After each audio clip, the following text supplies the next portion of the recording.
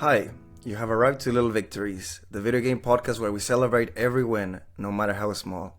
I am your host, AndresPlays, and today I had the chance to talk with video game blogger Westen AKA BigNerdGaming about our favorite games of 2025 so far.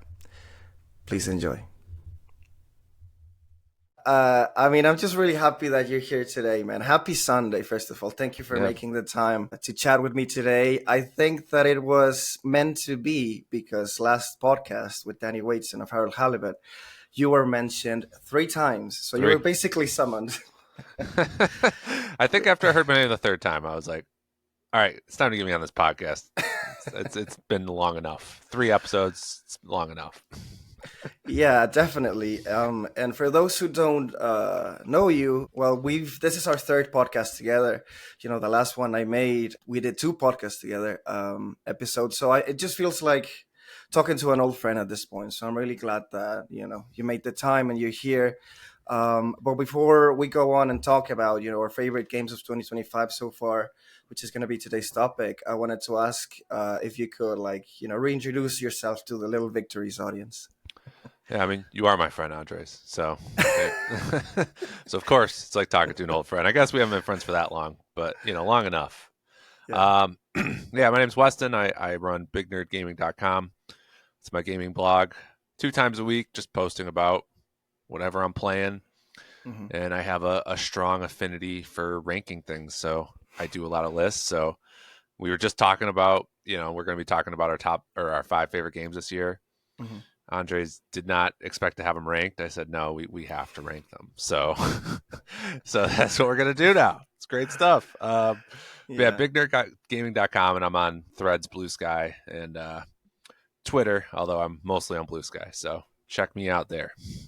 Yeah, as I said the first time that I had you on, it's always great for me to put a spotlight on your content because you post 2 times a week, and you have a family, you have work, so to put out to have this output of constant content, it's just, I don't know, it's admirable. I've for this past 5 weeks or so, I've had about 1 review a week, and it's killing me, man. Like I've been quite stressed, honestly. At least I don't have to go through editors and you're also trying to cram it in for review windows. So, the one nice thing is I can do everything at my own pace, but plenty of weeks where I don't have a game to review. So I'll just kind of do quick thoughts on what I'm playing, or I'll just come up with some BS list. And, I love ranking stuff, like I said. So I usually can figure out something to rank. Yeah, so for a bit of context, right? Last time we talked was almost 4 months ago. Time flies. And I'm really excited to talk with you today because it was our top 10 games of the year of 2024, talking about rankings. And there you recommended several games to me that I've been able to play. And I wanted to talk a little bit about them and thank you for them. First of all, is Prince of Persia: The Lost Crown. Yes. Excellent Metroidvania, excellent game. The platforming was just, addictive, man. I say it's like honestly some of the best 2D platforming I've ever seen in terms of both like just the core mechanics, like, and there's just the creativity, and there's a puzzle solving to them too. It's just, it kind of checks all the boxes. Like, I mean, it's been a bit now. I played it like when it first came out, so it's been like a year. And I just remember the discipline that the developers had. Like, you don't get like a double jump or an air dash for like quite a while. Yeah. But the way that they parse out those abilities, just, it makes it so it never gets old. And then they really throw out some crazy stuff at the end with like a kind of time traveling type, you go backwards in time type thing, and it's like, man, that's kind of where a lot of the puzzle solving I think comes into play. But yeah, there's that's one heck of a game. The combat is equally good, and some pretty good Metroidvania elements, although I had a few small issues there, which is why it was my number 5 game and not like number 2. But Right. It's phenomenal game. I'm really glad you played that one. That's one I've been pushing hard. If anyone, I mean, especially for someone that likes 2D games, like, you got to play it.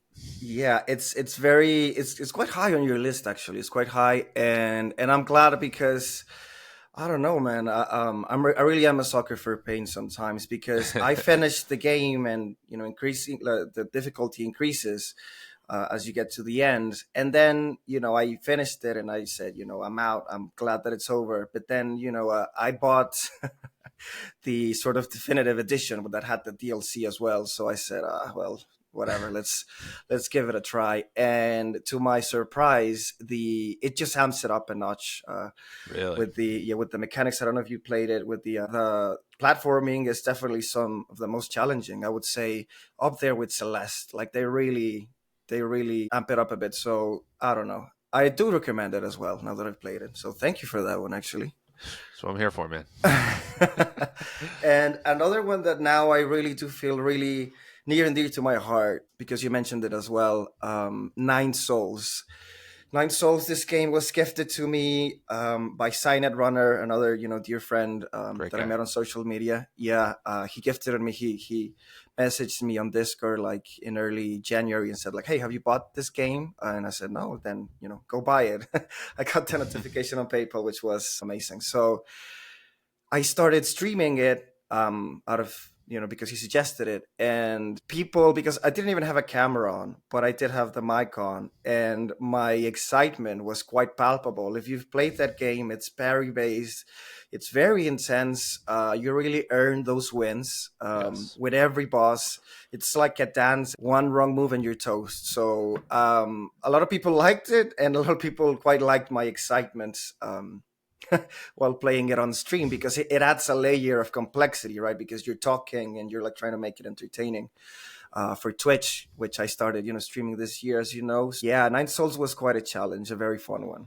That, yeah, thanks to you, I got.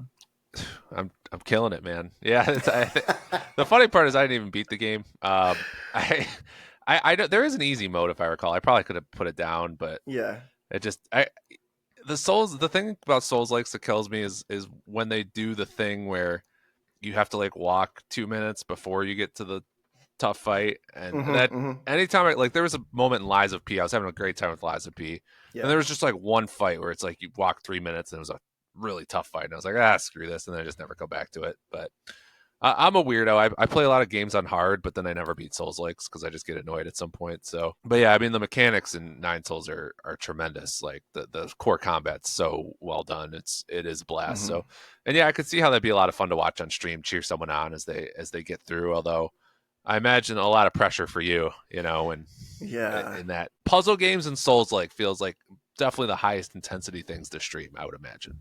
Definitely, definitely. There was a couple of bosses that took me about 2.5 hours, and then I would check out how many people were watching, and you could see the numbers dwindling, like people just giving up on me. Damn, harsh, harsh. At least they didn't put it in So the chat, right? Like I'm giving up. You're never gonna beat it. that would have been so funny, but yeah, I no. So yeah, it adds a layer of pressure, of course. Yeah, I don't get much time to watch streams, but I've popped in a couple times a year, and you're a fantastic streamer, and I've been really happy to see your growth. So I'm sure that's going to Thanks. continue. Thanks. Yeah, it's been a whirlwind, man. These past 3 months, and that's why I wanted to talk about like this little catch up before we talk about our favorite games 2025 because I mean, you've been killing it as well. You've been given review codes, right, of Wanderstop, of Citizen Sleeper, Hmm. too. And I don't know, your content, I think that it slowly has snowballed into this bigger and bigger thing. So, it's to take a moment to look back, like right now, I think that it's exciting, man. Like you really get to see your growth at some point, and I'm glad that we're able to do it right now. Yeah, I mean, I give you some credit for that too, for putting a spotlight on me early on. I'm sure that's Cool. how I've gained a lot of followers, but yeah, I mean, I've slowly been growing. I just keep grinding and slowly finding an audience. I'm starting to get review codes. That's a big thing for me this year. I'm trying to put myself out there more. So Yeah. if your publisher watching this, I mean, you definitely want me to play your game for sure. I won't shit on it. I promise, except unless I do. But but yeah, no, Yeah. I got a couple review codes. Yeah, so and I'm sure we'll actually end up talking about those games because I happen Hmm. to like them. Hmm. Um, but other than that, yeah, I mean, besides the 2025 games, which I'm usually super focused on, I love playing games within that current year. I played a couple older games to start the year, Andre. So proud of me for that. I played Really? Doom 2016. Oh yeah, which it was was like 1993. Like no 2016 2016. not that old. Okay, I okay, okay. it was like 2020. My it's funny because the older games I played were all like 2025 prep because it's like Mm, I really should play this first, and I never played it. So I yeah, played Doom, which was awesome. So I'm excited for Dark Ages. yeah. And I played It Takes Two, which before Oof. Split Fiction, which we'll probably talk about later. So Hmm. All right, yeah. Then I guess we can move on to the top five games. Last thing I just want to mention is Crypt Custodian is another game that I streamed, and I thank you, but I also have like this ambivalent thoughts because at the end of the game, I was streaming it and I had a camera by that point, and like at the end, the stream is up there. Like you see me bawling my eyes out. did you clip that? I don't think I saw that. You should have Yeah, clipped it. there is a clip. There's a clip. I Okay. was, yeah. It took I want to see you me cry. like it hit. It hit me like a truck. I Uh, like, you know, during the narrative, there's some. It alludes to what's going to happen. There's some deep conversations, but nothing too intense, right? Nothing mhm. too emotional. And then that last scene shows up, and it's like, oh my god. Yeah. So yeah. So for those who don't know, that game's about you play a cat who recently passed away, and you're in the afterlife, and the cat's eventual goal is to find a mirror that lets them visit their owners, essentially. Yeah, go back Um, to the land of the yeah, living. Yeah. like in ghost form or whatever. Hmm. Hmm. And that's told early on, so that's not really a spoiler. Hmm. But yeah, so I mean, you can imagine how the game ends, right? So yeah, so that was a very weird game for me to play because I played it when during knowing that my dog was going to pass away the next week, Hmm. and then Yeah. so I played it with my dog. Um, that was a lot of our last memories together, and then I beat the game after he was gone. Um, and that ending was definitely hard. Although I think I was dealing with it in reality rather than like hypothetically. So the moment, like I'd already dealt with that moment, you know what I mean, like in real life. So, but there's a beauty to it. But yeah, Yeah. yeah, that was I think my number 6 game of last year. Like I was really high on that game, so I'm really glad you enjoyed it.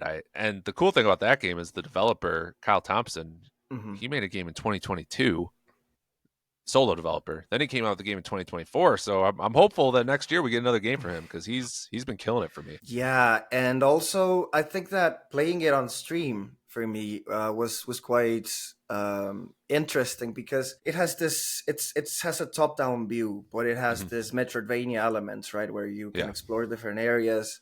people Uh, are always surprised when I say it's a Metroidvania when they look at it. and when you're playing a game like that on stream, it's kind of mechanical, right? Because you don't really have to think about paying attention to the narrative or knowing where to go because you could just keep going until you hit a wall and then you go to another area. So I think it was a very fun game beyond the very emotional narrative. It's, I don't know, I quite like the combat, the bullet hell element of Yes, the combat, and the music was also very fun. So to consider that it's made by the guy who made the music and the guy, as you said, Kyle Thompson, who made everything else, it's, yeah, more people should play it. Definitely. I'm loving the start of this podcast. We're just hyping all the games I hyped last time. Now I'm like, yeah, I was right. I was right about everything. Yeah, man, you're like yeah, People should read my reviews for sure. you're a very good a very good game reviewer and someone who people should pay attention to when you recommend some games. Absolutely, I can vouch for that now. I Definitely. appreciate that. I appreciate that. And I feel the same about you, of course. I mean, I don't know, and sometimes I'm very passionate, and I let that blind me. Which I understand why some people might not like something that I do like a lot, but still, I don't let that deter me. But anyway, we'll get to that. So 2025, man, 2025 Been good. It's been good. has, yeah. How has this year treated you so far, man?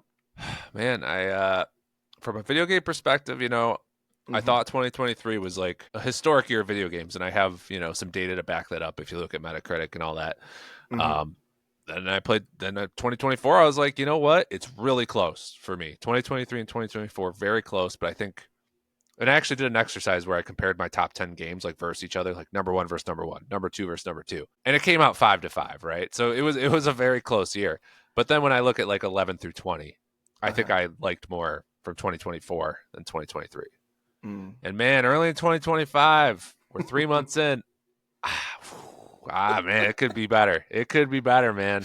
I'm having a Yeah. great time. There's been some great games, and I mean, there's been some kind of like a lot of good eights too. Like it's been a very consistent. Like I mean, we'll talk about our top five in a sec, but there's just been a nice range of games. Like I'm looking at the games I have in here. I have two indies.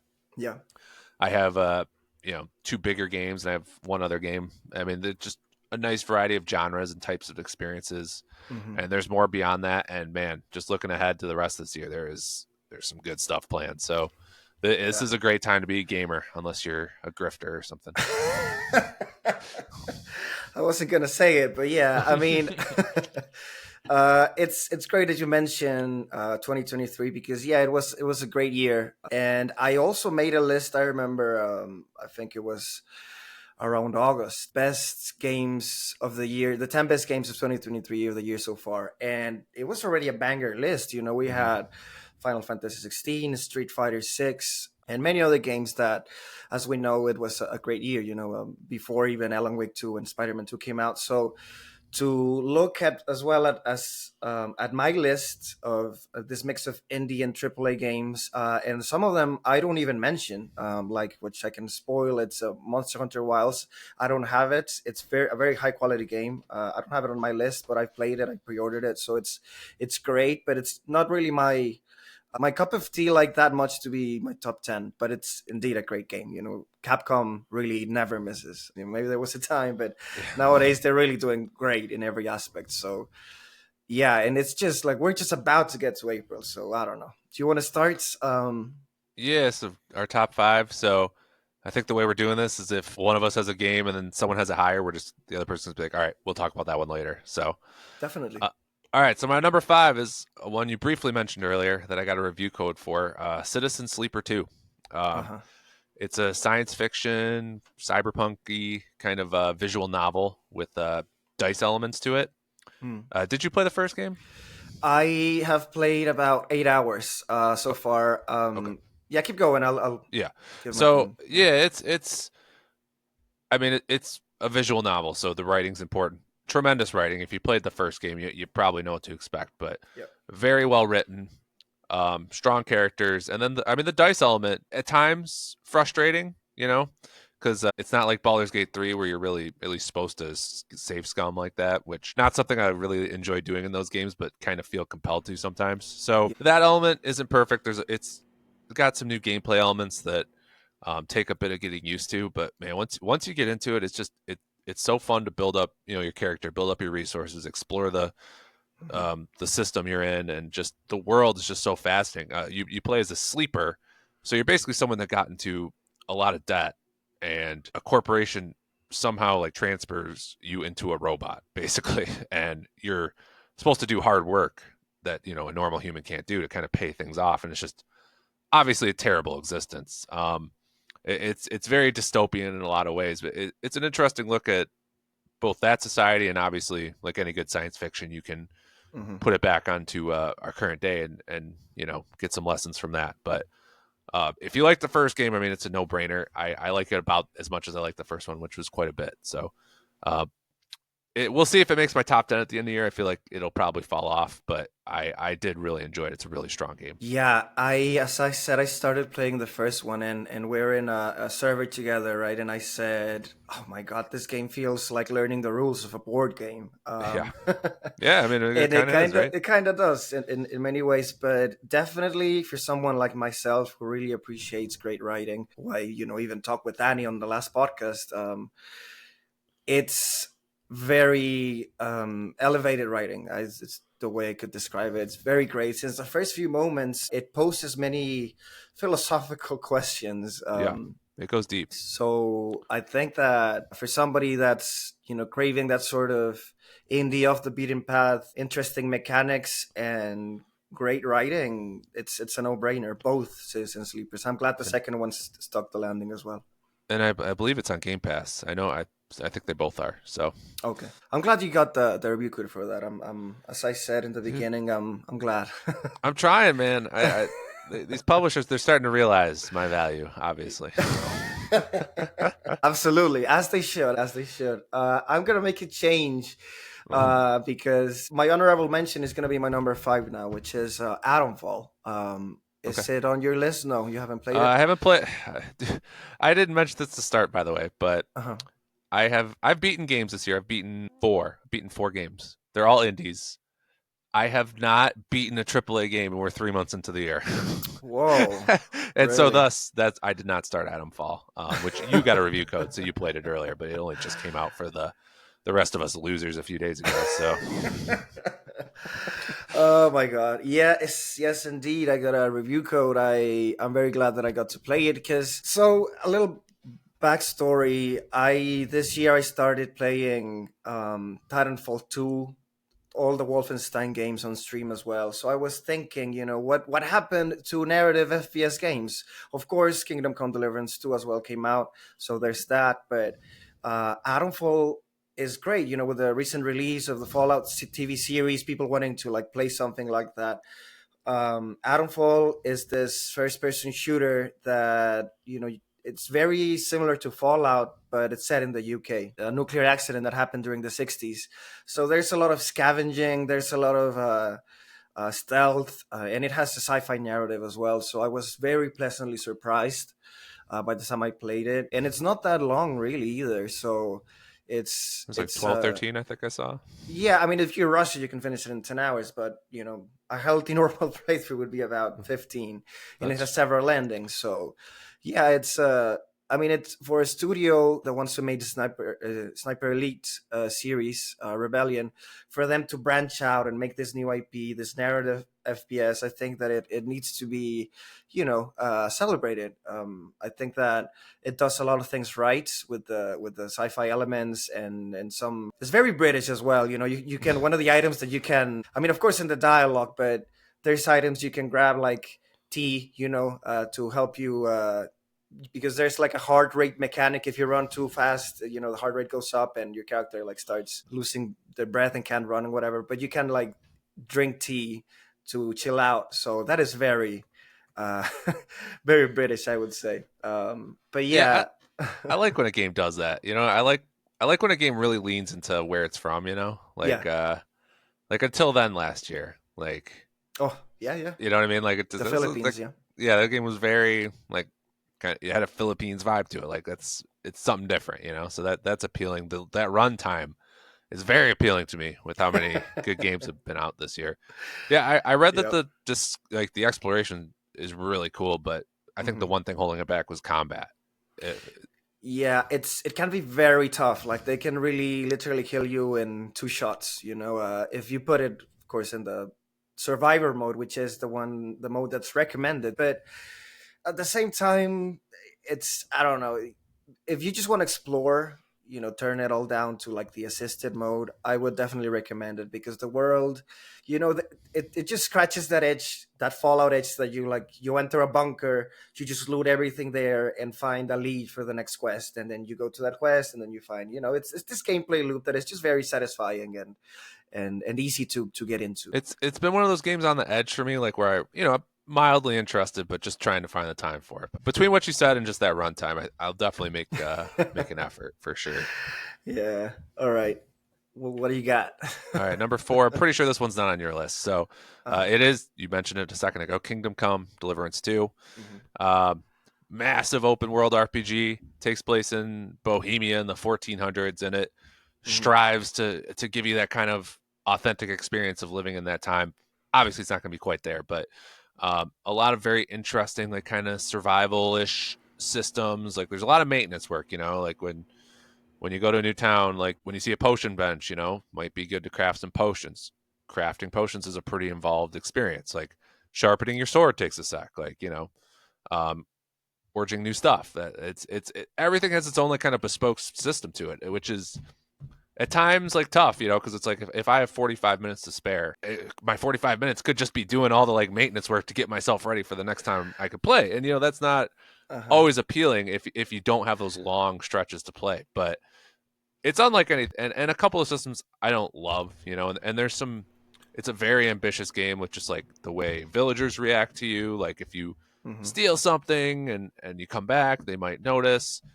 You know, once in a while I'll be like, why is this villager pissed at me? I literally don't understand why they're mad at me right now. You know, it's like there's like those kind of confusing, janky kind of moments. I don't love Hmm. combat, but it is truly one of the most immersive games. Kind of like Adam Fault sounds like, where just incredibly immersive for that era. Um, those systems they grow on you, Hmm. and you see the appeal. Like save potions, you know, very you don't just get to save, you know, Hmm. unless a certain autosave thing hits. If you want to save in a random spot, you got to craft a potion for it. But you know, every save feels earned. Like it's not like a frustrating system in my opinion because it's not that Hmm. hard to get save potions, but it takes work. You know, it's like every little thing you do, even the smallest things, there's an accomplishment to it, and that's really neat. Um, Probably the thing that's and just like exploring the world is just incredible. Like it's a very basic photo mode, but I've had a lot of fun with it. Um, and maybe most of all, I think what surprised me most, the story's great. Like the story is Right. tremendous. There's some great moments. There's good arcs, and you know plays. It's got like a little politics of that era, which is interesting. Ooh. And then they got the side stories, which are some of the most high quality I've played in an open world RPG maybe since Cyberpunk. Like Whoa. it's yeah, they're all like some of them seem really simple, and they almost all branch out, get way more interesting. Like branching paths, there's choices to make. There you can play a whole bunch of different ways. Like it's quite an achievement. Yeah. It's the kind of game that certain people will definitely give game of the year. It's not won't be for me. I think it'll be like that kind of where Infinite Wealth was for me, where it's like, Hmm. will it be 10 or 11? Like it'll be right on the edge, but it's a really great experience. And I fell off the first game. I still got a ways to go with this one, but I will be beating it. I didn't beat the first one because I had a few too many issues with it. So it's a Right. huge step up from that first game, in my opinion, as well. Yeah, that sounds amazing. Of course, it was rated very highly when it came out, right, on Metacritic and OpenCritic. So I think that I'm glad when a game does well.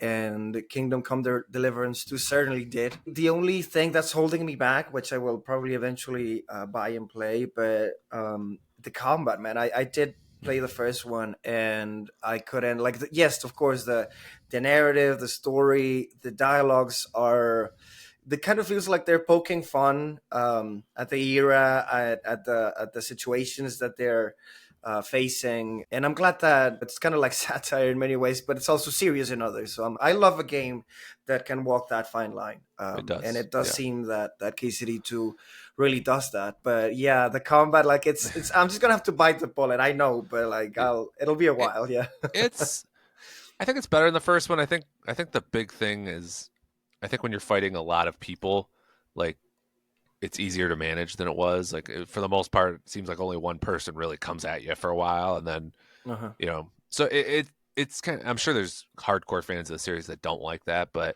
it makes it Mm. easier to manage. I mean, luckily you can.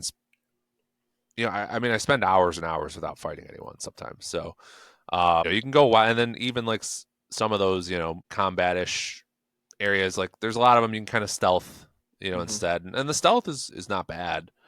Um, it's actually decent. So there's ways to get around the combat, which is why that hasn't bugged me quite as much. But yeah, I think it's an upgrade over the first, but overall, I don't think it's great.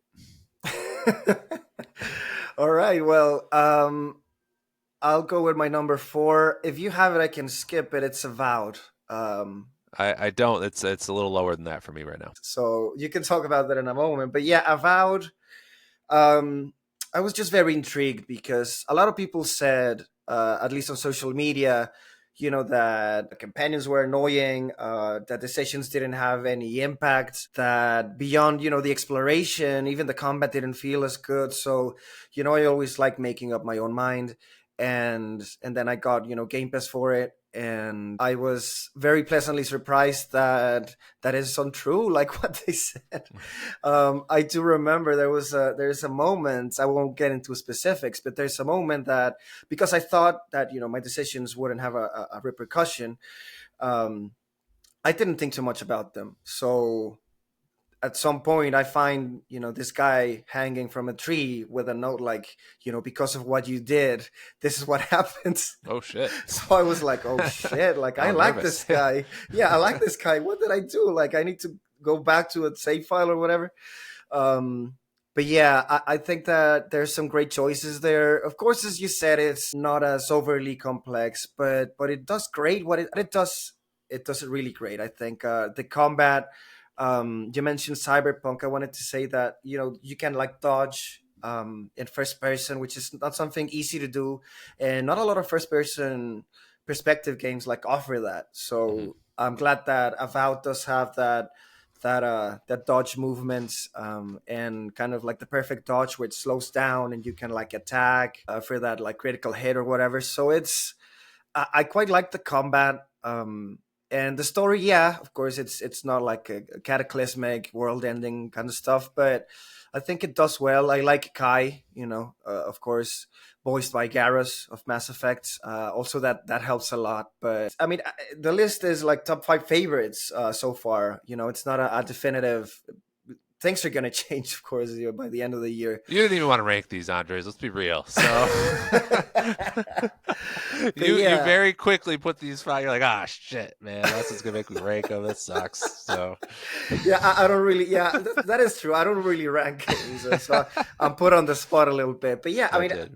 what I'm trying to say is I like About. I liked Yeah. it, and it did well. On the score is 83 or something. So I hope more people get to play it because the well was poisoned. On social media. The first thing that I saw was somebody comparing it to Skyrim, Yeah. which No good. is nothing like Skyrim. I said to you and others that I was very angry because I was looking at video game reviews of it when it came out, and like 6 articles started mentioning Elder Scrolls instead of talking about, which I don't know. It kind of like I know comparing games, especially as a games journalist, as a game reviewer, is very tempting, right? Because if you see on the title, the next Elder Scrolls or whatever, that's gonna catch people's attention. But I don't know. I think we can do better.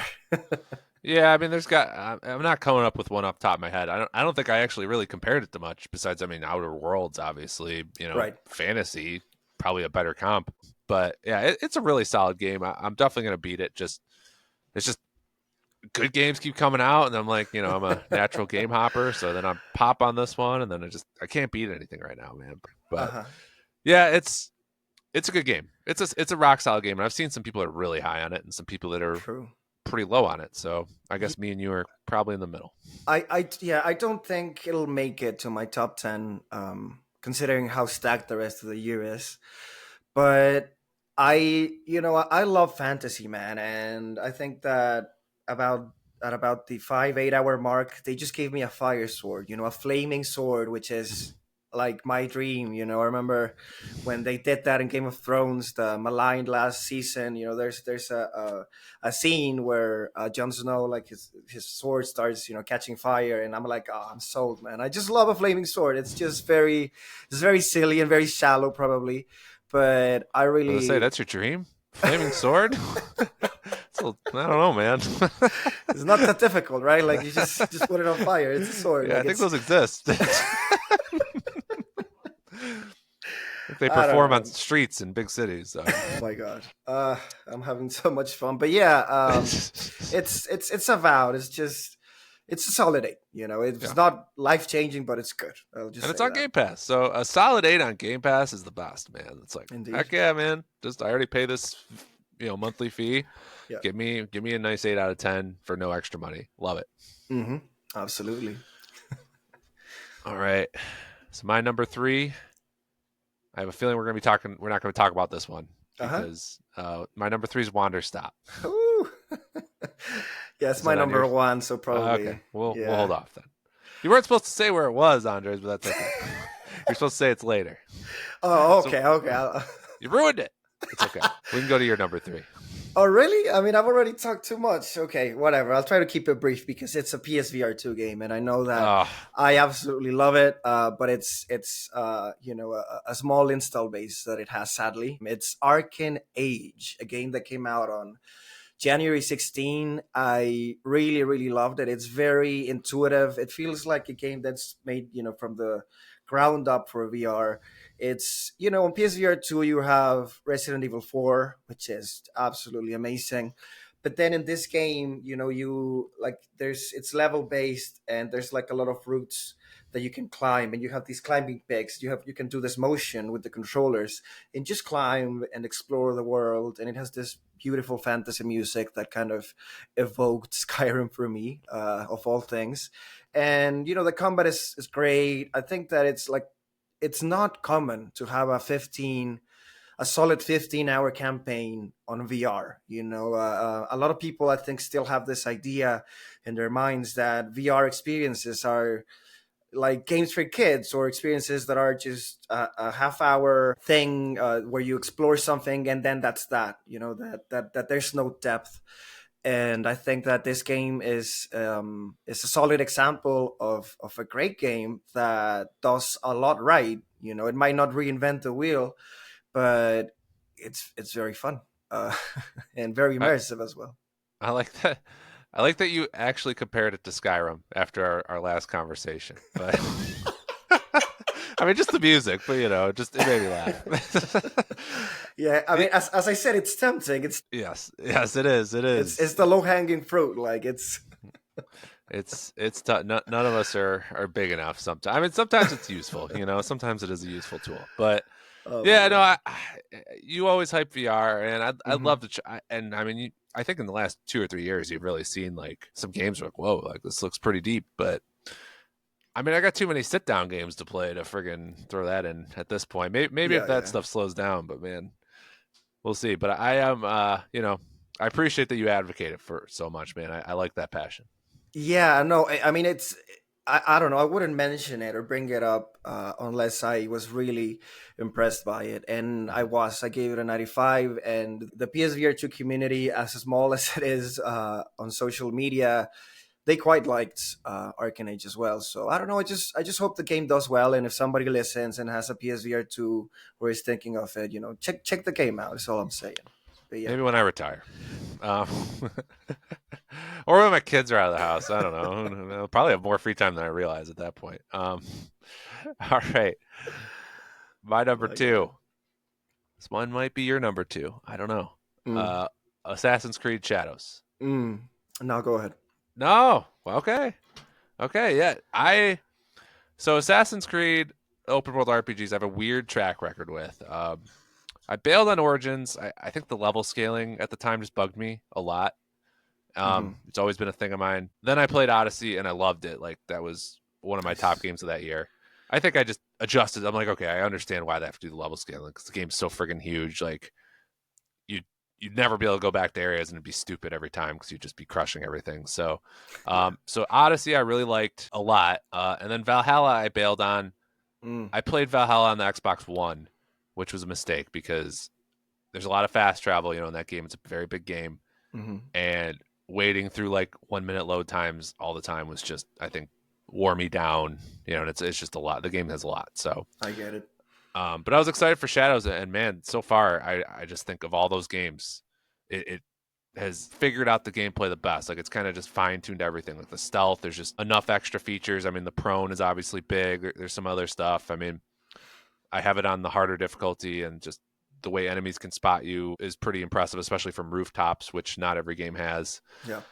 Um, it's really well done. The combat is really nice. I've played a lot of games with stamina meters this year, and man, it's great to not have a stamina meter and just friggin' wreck guys. But the counter feels great. The perfect dodge feels great. Like running into a decent amount of different enemy attack patterns, like all that's good. The world's beautiful. The photo mode's great. The story can feel slightly aimless at times because it's just a story of revenge, and sometimes you're just like, all right, Yeah. let's kill the next guy. But huge moments. Like I compared it to Ghost of Tsushima in terms of like Shushima's story didn't grab me most of the way, but then there's Hmm. like three moments that are like, whoa, like, the ending, there's a moment in the middle, like good stuff. And man, this has had some just phenomenal moments. There's one plot twist that I have as my number two moment of the year already. I have another moment at like my number five, and then I just last night experienced a flashback moment reminiscent of friggin' Rocky or Karate Kid that is like probably my number eight. Like Ooh. just some huge highs, and Ubisoft has figured out exploration. They were the whipping boy for this is what I wrote about in my article about it. They've Hmm. been the whipping boy for open world design for a long time. And if you've played Star Wars Outlaws, or now you played this, and I think actually I didn't care for Avatar, but Avatar also had a lot of this. They've learned like it's a lot better, and this one is actually my favorite for their open world design because it still has the icons. Like it's not Elden Ring, which Elden Hmm. Ring's design wouldn't make sense with such a huge world and just the context of the way this game's made.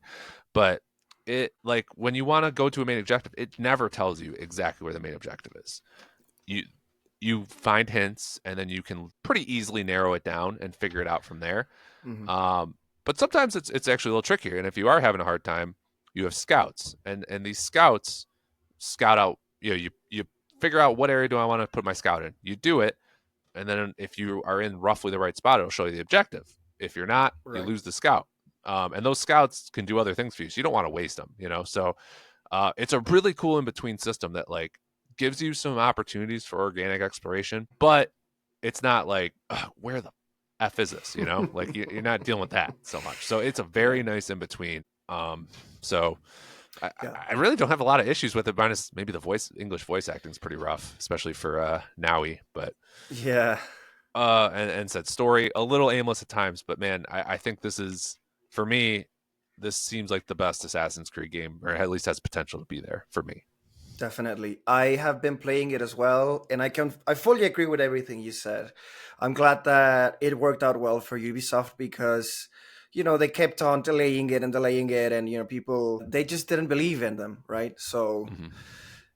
I'm glad that they stuck the landing. I'm glad that it's going at 3 million players as of now, and I loved the combat. I did not care for the combat in Valhalla, and in Odyssey there was a point where you could have like a legendary weapon and just obliterate everything. So I think that in Shadows the first thing that I noticed, because the first character that you use is Yasuke, right? It's the parry feels very grounded. I got in an argument with a Yeah, friend yesterday who said who said he has been watching gameplay, and he said it looks floaty, it looks like it has no impact. And I said, like, no, yeah, please, like, I won't go to bat for mini games, but I've played this and your eyes are deceiving you. And then I shared some gameplay, and then I gave my perspective. I really do feel like that they nailed the combat this time. I can see myself enjoying it a lot with the perfect dodge, and knowing when to attack and all of that stuff. So I think that's great, and that's just one of the aspects. Going prone, the stealth, the exploration, as you said, just the perfect amount of density of things to find in each level. I think it's very important. And yeah, they've nailed it. I'm glad that it's doing well because it deserves it. It's a very it's going to be almost 20 years now of Assassin's Creed. So I'm yeah, glad that for the first time at least on release, it's great. Like it doesn't have any yeah. game breaking bugs. I had some rough bugs on Valhalla. Yeah. So I think that last delay helped a lot. And yeah, you kind of just talked about it, but like just the icons, there's not too many, but I mean, there's a lot. Don't get me wrong. Like Yeah. there's a lot. When you go to the objective board is so cool, by the way. Like one of the better menus. I think this might be my favorite menu this year. Like it's clean, it's functional, but it's fun too. Like, Hmm. I mean, especially the objective board. But yeah, it's there's not a bazillion icons. There are a lot, but they're spaced out. They're not just all in your face. Like you kind of uncover them over time. It feels reasonable. So yeah, no, they did a tremendous job, and I think the 6 months or whatever was probably really big. And yeah, it feels listen, even just running like feels good. Like it feels there's a weightiness to it that Yeah. feels right. So yeah, absolutely. Indeed, I totally agree, and I'm hoping to see more. Because they what I love about Ubisoft is they keep on updating and releasing DLC for their games. So yeah, it's the future of Shadow seems bright. So we'll see more of that. My number what two, right? Yeah. Whew. It's fun. This is fun. Let's go with Lost Records, Bloom and Rage. Of course. Last year, Life's Strange Double Exposure was my number 10, and I enjoyed it. I enjoy what that Deck 9 does. But as I said in my review of it, I was elated when I got the review code for this game. When I got the email, I was very emotional actually, because That's I awesome. am a big fan of Donut. Of their work. We talked last year about Banishers, Ghost of New Eden. I even have a picture of Jusance over here on my board. So I'm glad that this game really feels like the natural evolution of everything that they've done narratively. That started with Life is Strange in 2015. Lost Records, Bloom and Rage is about these four teenage girls from the 90s. That there's some mystery going on there. There's a lot of teenage angst, a lot of girl power as well, which I appreciate. And there's like two timelines. They're also like in their 40s, talking about what happened in the mystery, which of course I won't say. But the narrative is great.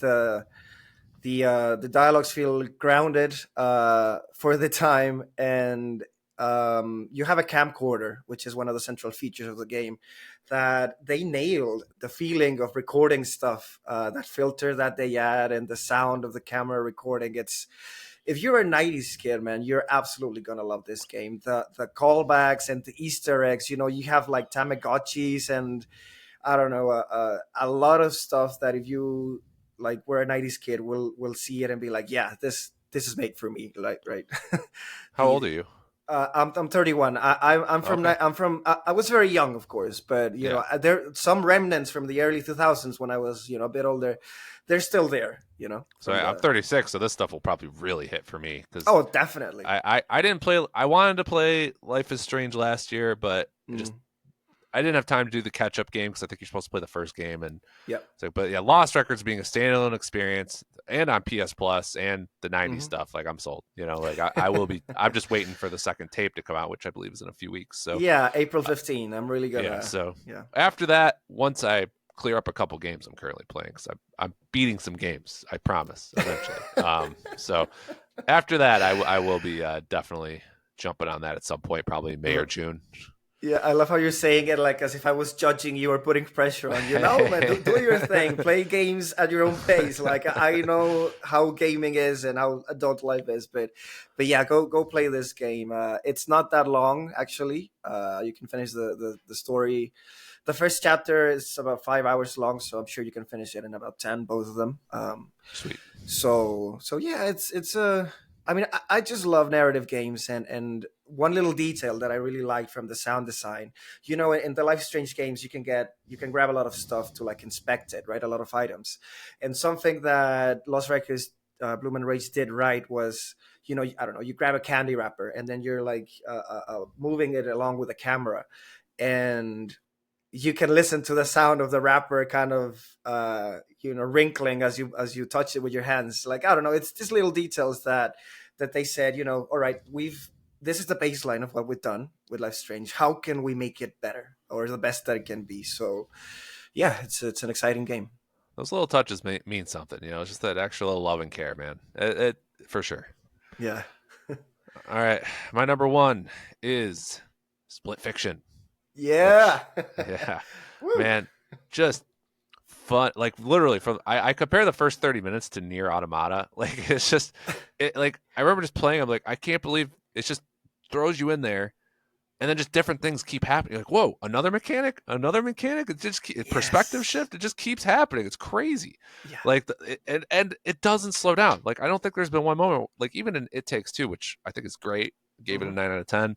Hmm. Like there's moments they're a little slower, and man, this game's just balls to the wall, just like crazy set piece after crazy set piece. Yeah. Um, and so, I mean, you could see it with It Takes Two, but like this time they went full, you rotate between a science fiction thing and then a fantasy thing, which is just really let their creativity just go all the way, and you've seen it, like they've just done some crazy stuff. And then they just throw these random side stories in there that are sometimes better than I mean, I'd say several times better than the main game. Like actually my number one moment so far Hmm. of 2025, because I rank this, Andres, as you know, is a Yeah. side story moment, which I will not spoil, but Uh-huh. I am not someone that laughs easily. I'm not, that guy. I'm boring. Hmm. But man, this moment, like I literally laughed for a minute. Like I couldn't believe how long I was laughing. Like it was Uh-huh. just this shocking twist. It was just so funny. I just couldn't. And if you played It Takes Two, there's a very infamous moment that is like Mm. horrifying slash Hmm. kind of funny in a weird way. Like I know what you mean. Yeah. yeah, it's so horrifying that's kind of funny. Uh, Yeah. but this moment is just straight up funny. Like it is. I cannot believe how much I loved it. So yeah, there's that. There the intro. It just hasn't slowed down in the slightest, and it's just Hmm. I mean, I think we've been talking about how good games have been, and I think a lot of it's just developers are just so good at now at like Yeah. learning and getting better. And I mean, It Takes Two was a phenomenal game, and they just found a way to make it better. I mean, the only thing I'll say is weaker is, which I didn't even love that much in It Takes Two, is the writing and the story. Hmm. Pretty cliche, pretty meh. Yeah. There's a couple fun things, but like the core gameplay, the creativity, the set pieces, and just like how, and like we were talking about weightiness earlier. Like Hmm. I played It Takes Two, not that long ago, so I really could feel the difference. Like just the standard platforming just feels better. There's more weight to it. They really did a phenomenal job. Like I love It Takes Two. I do think it won Game of the Year in part because Yeah. 2021 was a pretty weak year. That was You got Returnal, man. Come on. it was. I mean, I'm not saying it was a bad year. I'm just saying like when you think about it, like 2020 was great. And the pandemic slowed everything down. So Of course. Yeah. Yeah. Yeah. 2021 did not have like a lot of huge releases. Like for me, I can see that. Yeah. yeah, like there was good games, but it did not face the kind of competition it might have been in some other years. But this game, like legitimately, even if this year's really good, Yeah. um, it could be my number one, which is wild. I have played Split Fiction for about 6 hours with a friend.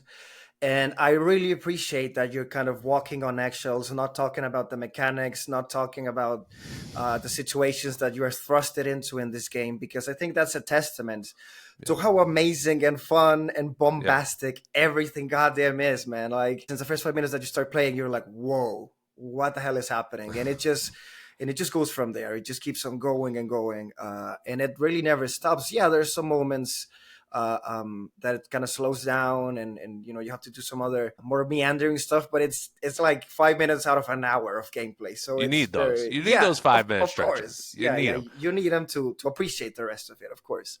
But So but yeah, no, yeah. I mean, I love taking screenshots and posting them, on Hmm. social media on my account, and I'm just literally not taking any screenshots. Well, I'm taking screenshots, but I'm not posting any of them because like just that alone feels like a spoiler. Like seeing this because it's just like, oh, it's spoiling that you're going to run into this thing that you never expected. Like they'll randomly change the art style of the game sometimes. Like they'll Hmm. you Hmm. know, Yeah. I can't go any further. It just look Yeah. if you want to play this game and look, I never the reason I only played It Takes Two last year is because none of my real life friends are gamers like that. Hmm. I Hmm. had no one to play with until I got involved with gaming community and started this blog. Hmm. That's how I met people that I could play a game like this with. So if you're in the situation I was in, like hit me up. I'll freaking repost, retweet your thing. I will try and help you find someone to play with because man, you should uh play this game. that's so nice of you, man. And yeah, I Yeah, so absolutely nice. I know. think I absolutely what oh what a my guy. god. So modest, but yeah. I agree. And it's so funny. I do think that the gaming community has galvanized around this game. I did see a guy. I didn't know who I was gonna play it with, because you have this very friendly mechanic or option, which is the friend pass. That Mhm. you don't load the friend pass, and the friend can invite you to play it, and you don't need to buy it. Both of you, just one of you has to buy it. And so a friend of mine said out in the open on social media, like, "Hey, does somebody want to play, Split Fiction with me?" And I said, "I'm up." But then some things happened, and I felt bad. I said, "I can't make it." And he said, "No, you're fine. I have about four other people who want to play with me." So that is, I mean, that is great. That is not having someone to play with shouldn't be an impediment to enjoy this very joyful game. Yeah. I think there's a Discord that they set up to help people, Oh do yeah, that. I saw that ad. So yeah, Absolutely hilarious. Yeah. yeah, absolutely. So yeah, phenomenal game, number one, and there's some great games coming, but I'll be shocked if it's not in my top 3 at the end of the year. And I mean, it could very well be number 1. Like, we'll Hmm. see. Hmm. I have no qualms with that. I want to play all of it in one go, but life gets in the way. We rotate games, but the 6 hours that I've played so far have been top notch. And even when I kind of feel like, this is getting repetitive, and then boom, the game just throws a Yep. curveball, and you're right back in the action. So I think that, yeah, it's an amazing game. Those side stories really help with that too. Like that's it's like anytime it's getting old, it's like, oh, here's a side story. It's like you have to play the side stories. Like they're not side stories. They're mandatory in my view. Like because they are literally some of the best elements of the game. Yeah, indeed. All right. Well, whew, I've really been enjoying this combo a lot, man. We really, Same. I was gonna say we should do it more often, but we are now, I suppose. Every couple of months we should get together. Yes. Yes. Yeah, talking about games, our favorite games and experiences is a special. And talking about special, Mm. Mm. Well, you already Wanderstop. spoiled it. You already spoiled it, but yeah. Come on, man. Let me hype it up, man. Yeah, yeah, yeah, yeah. Go for it. Have fun. Wanderstop, man. What Hmm. a beautiful video game. Once again, I'm glad that I got to review it. A very ironic situation that I was in because I had about 3 reviews to do in like 2 weeks. And Wanderstop is a game that talks very personally about burnouts, about the dangers of exerting too much pressure on yourself. Um, and to just take a damn breather, man. Like I think that that's what the game is saying. Hmm. In many ways, it's about like you play as Alta, a warrior who like can't fight any longer because of said burnout, and she goes to this tea shop which is called Wanderstop, and you manage that tea shop. You create tea, and that's like the gist of it, right? But I don't know. I think that it's a game that it hit me hard because as once again the music Yes. um is quite peaceful and very heightened at other times, but also the writing. Somebody said that they could be platitudes, but I think that when something is so honest and so real as struggling with doing nothing or relaxing or doing something just for the fun of it, I think that's something that we've all kind of lost in the way, right, of becoming adults and making money and taking care of our families and being a part of society. Society only values us based on the achievements that we have and what we do, right? The jobs that we do. So this game is a sort of testament to being like, no, man, like there's value in just taking care of yourself and just doing nothing and just chilling out. So as I said in the beginning, it was an ironic situation because I was very stressed while I was doing the review and narrating Should it have just and editing the done 2 video. paragraphs. Just been like Yeah. 2 paragraphs. Like, look, I'm burned out. This game's about burnout, so it's a great game. Just play it. That's all. Yeah, no, but people like longer content. I've found out. So you got to put in the work. But yeah, what are your thoughts on it? I know that you quite liked it as well. Yeah, no, I mean it was my number 3 so far this year, and I'd be surprised if it's not in my top 10. I'd be surprised. So yeah, it's a it's funny because right because cozy games is a very popular thing, Yeah. and cozy implies relaxation, chill, but like in reality, are cozy games that relaxing? I don't know. Like there's a lot of time management involved. Like you're maximizing every minute, right? Hmm. Like Stardew Valley. Like I'm not relaxing. I'm not like, oh, I'm just gonna chill. Like I'm like, all right, I gotta do this, gotta do this, gotta do this. Got a big checklist, right? So Wanderstop is interesting in terms of, I mean, you literally there's no time. I mean, it's just once you fulfill a tea order and fulfill all of them, like the game moves on, right? And you can do it Hmm. whatever pace you like. Hmm. I occasionally there's no objective. Like I remember Yeah. there's a couple times I fulfilled objectives. I wrote about this in my review. It's kind of one of the funnier moments to me. Is so there's your mentor, Wanderstop tea Yeah. shop owner Boro, who current number 1 character of the year for me, for sure. Phenomenal character. He's just like kind of simple but wise. Like he's kind of got that, I guess, Yoda-y vibe, I guess you could say. Yeah. But yeah, so I'm Broken like, English and yeah. Yeah. yeah, a little bit of that too. Yeah, a little Eastern European, like kind of English. Hmm. So yeah, he's just like, I'm like, there's no objective. That's weird. I'll go to Boro. That's probably what I got to do, right? So I go to Boro, and there's like a thing, like, what do I do next? And then he's like, I don't know, you don't have to do anything, man. Just chill. Like, you know?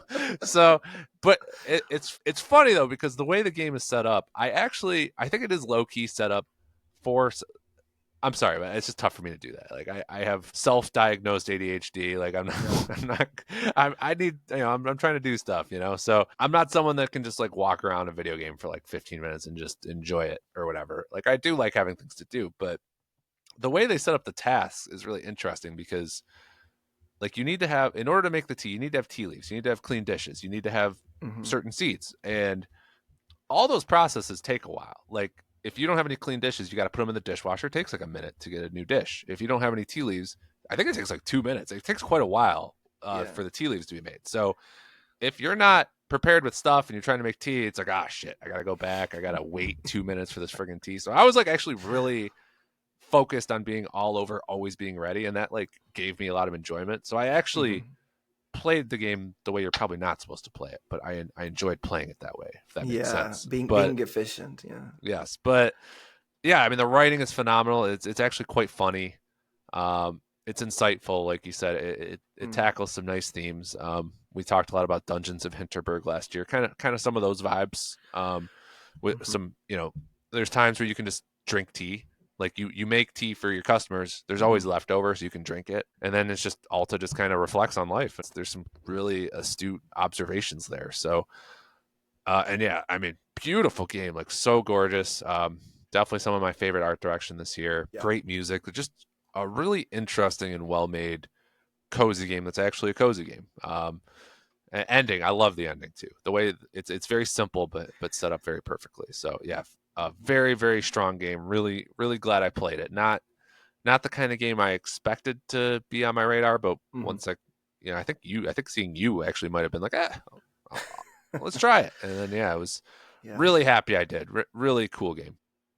Yeah, it's as I said last year, it's the creator from the Stanley Parable. So he has a history of subverting expectations, and I think that Wanderstop, without going too deep into detail, does that in the later parts of the game, which I really enjoyed. The satire books as well. There's Oh, like a that's pretty fun. mailbox. Yeah. There's a mailbox where you can receive random books from a book club, and there's these satire books based on like a detective kind of 007 James Bond kind of thing. So it's very funny, and when it hits hard, it hits hard. There's really some situations in the game where, as I said in my review, you can really relate to it, and I'm glad that reviewers, because that game, as a reviewer, your main job is to finish the game as quickly as you can, right?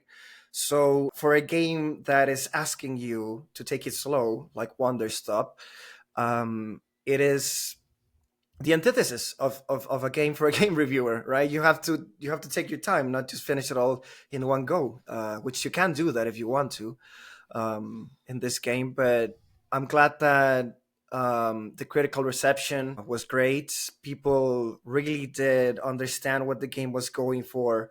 And you said about the ending, it made me tear up a bit because I think that this is a game that eventually, as the years go by, and I keep on working in content creation in a day job, in whatever it is that I do, I think that that reminder that it's important to smell the roses and chill out, just like do nothing, man, just go like Right. yeah, All go you're go doing doesn't take a make walk, yeah, yeah, like it's not it's everything you're doing isn't worth it unless you're enjoying yourself in the end yeah. and taking it easy. And so I didn't play the game that way, but like overall it's a good message. And I mean I did once in a while, I mean like it is fun. Like I wish there was a photo mode in that game but Yeah. I did have fun just wandering around and taking some beautiful shots. It's a smaller area you're in, but man, it's striking. It's Yeah, really good very stuff. beautiful color palette, absolutely. And yeah, the books you're referring to called the Dirk Warhard novel. It's like such a good name. Yeah, they're really funny. I think he just says Warhard all the time, if I Yeah, yeah, recall. yeah. So, yeah, so it's very well written game in many Indeed. ways.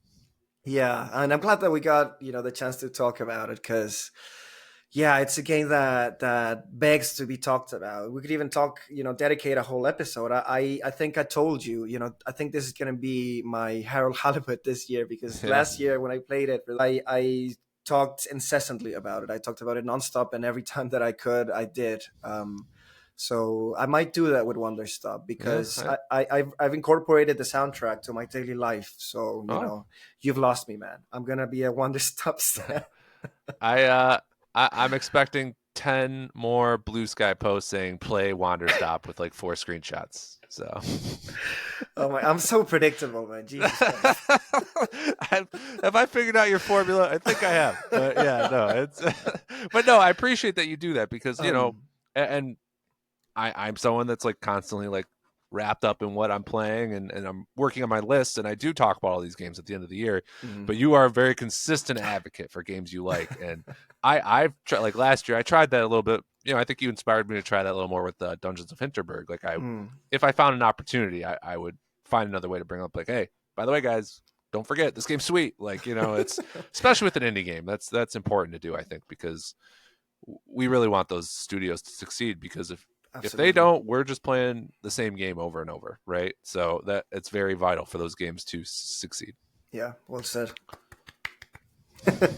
Clip that. I will. I will. just just record that for sure. My God. I'm glad it's Sunday and it's early in the day. I looked at the clock and I was like, "Damn, we've been talking for this long." And I think that's because we're really enjoying our conversation, which I appreciate. We like hanging out. What can we say? That we do, man. Great list. Oh yeah, the honorable mention thing. I just said that. I don't know if you like kind of want to keep going for the three games to look forward to as well. Yeah, we can run through those quick. But sure, the honorable mention, and I just started playing it last Thursday on stream, was the first Berserker Kazan. Hmm. I was gonna add it on my favorite games, but I don't know if it's gonna be a favorite. I might end up hating it because these Souls like action games can be really demanding, and I can end up having this sort of a love hate relationship with it. So I don't know. I'm liking the combat. It's very aggressive at times, but at least I'm beating the bosses. So we'll see how it goes. But if you're craving a challenge like I did, go for it. That one has an easy mode, right? It does, but I don't think it's as easy as people think. Really. I think I played the demo and I thought it was pretty good. It's on my radar, but we'll see. So I still got to play a lot of other stuff. But yeah, I'll just quickly say I played. So Avowed, we talked about. I've played Uh-huh. Pirate Yakuza. It's Oh pretty yeah. solid. If you like that, formula, it's not. It's a very clear side game, but Hmm. it's fun. I'm having fun with it. It does all the things you'd expect pretty well. Um, Ender Magnolia, Mm. pretty decent Metroidvania. Not that I gave it an 8. Like really solid exploration in particular. So Hmm. there's been some other good games out there, and then said Avowed very solid as well. All right. But yeah, you want to I tried to pick indie games for 3 games I'm looking forward to the rest of the year. Yeah. Do you want to start or? Definitely, yeah, yeah. Of course, I can start. I think that by the time this comes out, my review will have gone out already. So, Promise Mascot Agency Okay. is a game. Like, okay, this Okay. game Okay. is I got the review code for it. I'm playing it now. Can't say much yet, but it has the voice actor of Kiryu Kazuma, from actually, as you just said, the Yakuza series, which is great. And yeah, you just recruit mascots, Japanese mascots, for your company, and there's like a story there. It's very very funny, very whimsical, and strange, and I think that we need more games like that. I'm looking forward to that. Who's that freaking mascot that always pops up on Twitter? That Japanese mascot. You know what I'm talking about? Yeah, yeah, yeah. I know Eh, the one that has like a hammer or something, is it? Or yeah, I think it starts with a CH. yeah, go Japanese ahead. mascot. But yeah, I'm looking at screenshots and I'm like, oh man, this looks exactly like Uh-huh. yeah, I can't find the name. But yeah, no, it That's kind of fine. like a lot of goofy looking mascots. It looks funny. Yeah, no, for sure. Chitan. Yes, there we go. Yeah. All right, for me, I put Cairn. I think that's how you pronounce it on there. Hmm. Uh you highlighted Jusant earlier. It basically looks like Jusant but hardcore, like Oh yeah. Jusant's very fun. I like that game a lot. very chill like climbing game. This is like a climbing game. Uh, maybe some elements of I Am Alive if you ever played that, but like more Hmm. survival elements within the climbing context. Like you really have to plan your route, manage some resources, and I Hmm. like that. Like I like that kind of more. I enjoyed Jusant, but I like the challenge. So Yep. and like even that trailers, like it highlights like the climber falling and just like hitting the ground, like they're Ooh, getting pissed off. Like it's highlighting. It's like, hey, this is not going to be simple, and I that appeals to me. the So I'm realism. excited for it. Yeah. Yeah. Um, I just played the demo of this game, and as I said on a post recently, I just had a revelation, man. You know how sometimes you're looking for a game that kind of evokes that feeling of another games that you played when you were younger. Tainted Grail: The Fall of Avalon is a game Hmm. that's gonna come out in the second quarter of 2025. No release date yet, but a demo came out for it, and God damn, man, I really enjoyed it. It really feels like Oblivion with a Dark Really? Souls aesthetic. Yeah, it's like the scavenging, the even the clunky kind of interactions with NPCs, the freedom to do things. It really does feel like an Oblivion. Like you even have those 3 bars, just like Oblivion. Of life, mana, and stamina. They nailed it. It's quite clunky at times in the way it moves, but not to the point that it becomes annoying. So to evoke a legendary game as Oblivion like that, it's something that I did not expect. And I'm looking forward to that. Tainted Grail: The Fall of Avalon. Yeah. All right, I got to check that one out. You caught my interest. You caught my interest on both. This one next one. I don't know when you're releasing this, but it might be just about out at that point. Hype is becoming through the roof for Blueprints.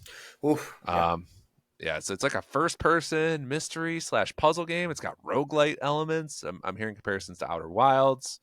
Uh, it just looks like one of those genre kind of defying games. It's just like I'm literally watching previews and like these people like can still barely describe like they're having a hard time describing the game, and it's like fascinating, and Yeah. like I heard like Obra Dinn comparisons. Then I kind of watched. I'm like, I don't know if I see that when I'm Hmm. watching the previews, but yeah, it's kind of like a first person mystery game. Like you're trying to find the 46th room in a 45-room house, but you also Mm. build the rooms to the house, and there's Hmm. puzzles within the rooms, and you're managing steps, and then when it sounds like there's some stuff that carries over so that like your runs don't feel wasted, which is very important to me. So Yeah. looks really interesting, and that's out I believe April 10th. So I think Jason Shire, Yeah, yeah. like, Jason Schreier has yeah, been hyping it up a lot. yeah, Yeah, I think he like had like a subtle tweet, like I just played one of the best games like ever, yeah, and like everyone's like he's talking about Blueprints, so that got my yeah. attention. I So like that he. Sorry, I like that he mentioned like Chance of Senar in 2023. I love remember that he one. hyped that up as well. So he does like his puzzle games as we do. Yeah, So right. yeah, that's definitely on Yeah, my radar. yeah. There's a chance it goes the other way. Like people love Lorelei and the Laser Eyes. There's just a few too many elements I didn't like about that game last year. So Mm, hopefully it goes more into the Chance of Sonar vibe for hmm. me of like puzzle game I like versus that. But it's intriguing. I'm very intrigued. Right. Yeah, me too, man. We'll hopefully even talk about it Yeah, in in a bit of why time. not? But yeah, Dreams of Another is the game that I chose that I'm really looking forward to. No release date yet either. Dreams of Another came out on the State of Play of February of PlayStation, made by the guys who made the Pixel Junk games.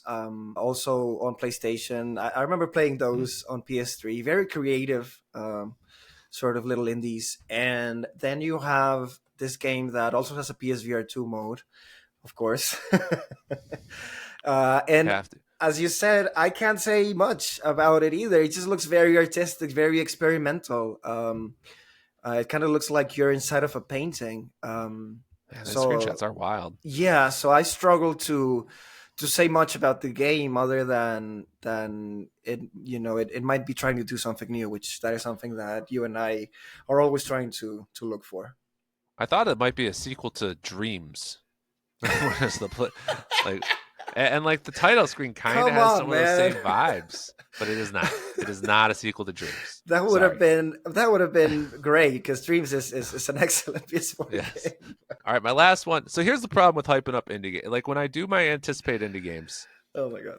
or when I do my anticipated games of the year, I feel like I don't actually include a lot of indie games because they don't drop release dates, and then you don't know if they're going to end up in early. Like I was really hyped for 33 and Moros. It ends up going early access. Who knows when the heck that's going to actually release? So Hmm. that's always the problem with indie games. Like it's really hard to like hype them up super early because you just don't know when they're going to come out, and you don't know if they're going to be early access. So Yeah. I say all that because I wanted to find something more niche here, but I'm going to have to say Expedition 33, which is technically an indie game. Clair Uh, Obscur. Yeah. yeah. They got some Microsoft money, obviously. So I mean, it feels like it's not fully indie, but I mean it is, you know. So, but yeah, I mean, this game looks like when I'm like, what's my game of the year going to be? Like Split Fiction is in the running. Other than that, I'm like, I think it's going to be either Expedition 33 or Death Stranding 2. Like Mm. Expedition 33, and so I was actually just recently watching some previews that came out like a month ago, Yeah.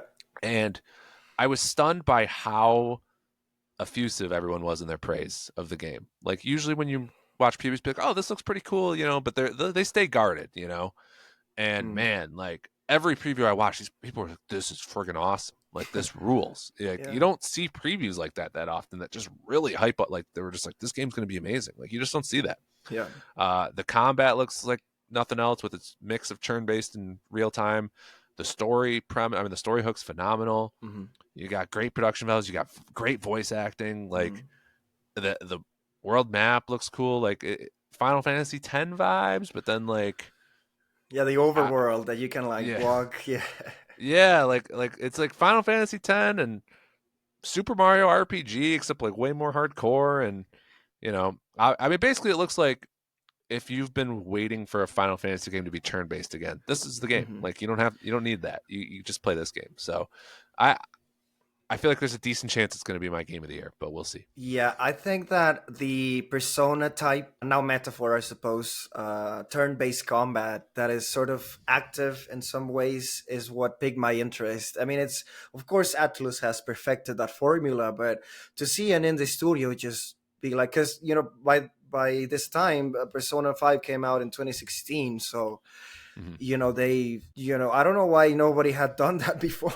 We just kind of grabbed that sort of those sort of turn-based mechanics that you can act more Yeah, quickly, yeah. and more Metaphor is actively. like Yeah. it's like before, you know. I mean, there's an action segment and there's a turn based segment, right?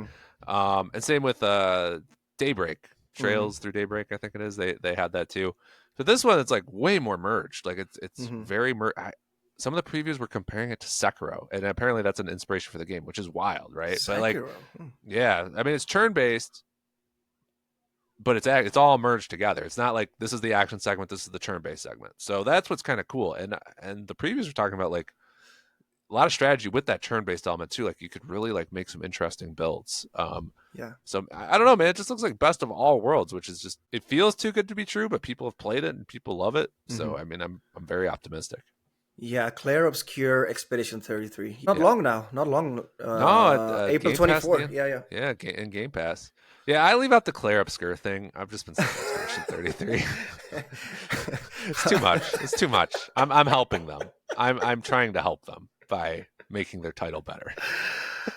Oh my god. Oh my god. That is great. Yes, I love when a conversation just goes way beyond the time that I had anticipated. Yeah, it happens every Because time. because We'll learn yeah, one time. because we're really enjoying the conversation. Yes, Yeah. yes, Yeah. yeah. I mean, I I had a great time talking to you, man. And said I view you as my real friend, even though we're friends, and that's why I get antsy if we're not on a podcast together because I just like talking to you. So I appreciate you having me on your new podcast. I'm excited for Little Victories to continue to grow. I'm really pumped about how your streaming's grown. Yeah. Um, you know, and then your writing too, man. You're a beast. Uh, I have a feeling you're going to make another appearance on Big Nerd Gaming down the road too, which you did last year, which was awesome. So, yeah, Definitely. man, this has been great. Yeah, right back at you, man. I think that we've both grown quite exponentially. As I said, from last year, with more review codes, with more people paying attention, um, with this new project that, knocking on doors, having this video game developers wanting to talk with me as well. So I'm like, of course, I love having you guys on and having this conversation with you as well. I think it's great because it adds a little bit of variety. it doesn't need everything to be an interview. We can have some fun, and I think we did have a lot of fun today. So thanks for Yeah, that, man. I'd say so. I'd say so for sure, man. Anytime. I'm really excited to do it again. I'm already excited for the next time, man. So yeah, thank you for the chat, and welcome to Little Victories, man. You're very very welcome. Thank you. This whole podcast was a little victory in and of itself. Indeed. Well said. Hope you enjoyed listening to this episode just as much as I did recording. If you like this podcast, please consider leaving a comment and subscribing. Thank you so much for watching, and see you in the next one.